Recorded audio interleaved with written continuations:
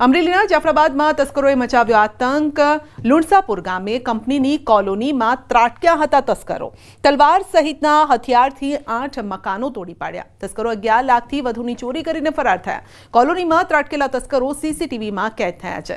રોકડ સોના ચાંદીના દાગીનાની ચોરીને તેઓએ અંજામ આપ્યો હતો।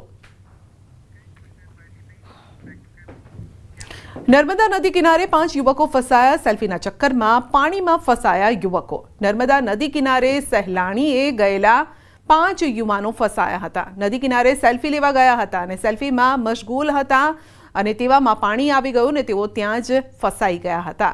જો કે બોટ દ્વારા તેઓનું રેસ્ક્યુ કરવામાં આવ્યું તો સાયકલ પણ પાણીના વચ્ચે અટવાઈ ગઈ હતી। નાવિકો તેમની મદદે આવ્યા અને તેમનો જીવ બચાવ્યો અને સહી સલામત બહાર કાઢ્યા।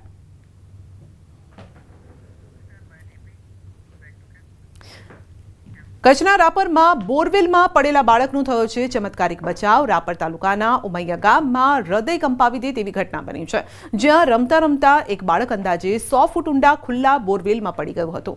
ઘટના બાદ ગામમાં દહેશત છવાઈ હતી અને સ્થાનિક લોકોએ તાત્કાલિક મજબૂત દોરડું બાંધ્યું, બોરવેલમાં ઉતાર્યું અને ત્યારબાદ બાળકે પણ અદ્ભુત રીતે એ દોરડું પકડી લીધું હતું અને જેની મદદથી તેને બહાર કાઢવામાં આવ્યો હતો। ત્યારબાદ તેને હોસ્પિટલ લઈ જવામાં આવ્યો હતો, પરંતુ સારી વાત એ રહી કે બાળકનો જીવ બચી ગયો છે।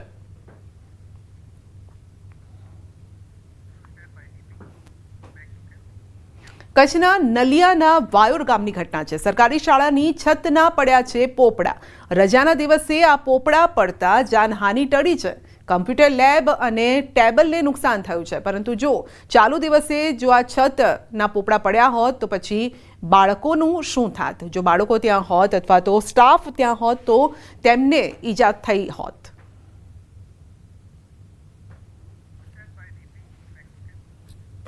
જામનગરના હડિયાણા ગામે ડિમોલિશનની કાર્યવાહી। ગ્રામ પંચાયતની સરકાર જાતકની 12,000 સ્ક્વેર ફૂટમાં ઊભા જર્જરિત બાંધકામ તોડી પડાયા છે। ગ્રામ પંચાયતની સરકારી જગ્યામાં ધાર્મિક બાંધકામ પણ કરાતું હોવાનું ધ્યાને આવ્યું છે અને ચુસ્ત પોલીસ બંદોબસ્ત વચ્ચે મામલતદાર અને ગ્રામ પંચાયતની ટીમ દ્વારા બુલડોઝર સાથે ડિમોલિશનની કાર્યવાહી હાથ ધરવામાં આવી છે। ડિમોલિશન કરાયેલ જગ્યા શાળા માટે ફાળવવા માટે હુકમ પણ થયો હતો। તો શાળા માટે ફાળવાયેલી જગ્યા પર કરાયું હતું દબાણ। જોકે ત્યારબાદ પોલીસનો કાફલો પણ ત્યાં પહોંચ્યો અને બોલાચાલી થઈ હતી। સામસામે ઉગ્ર બોલાચાલી થઈ હતી।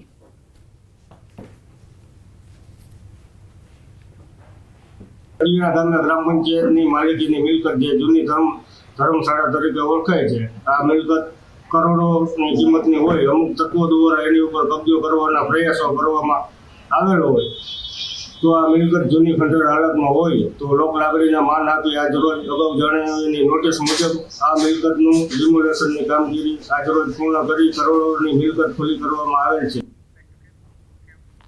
અંતમાં નજર કરીશું ટોપ 3 હેડલાઇન્સ પર।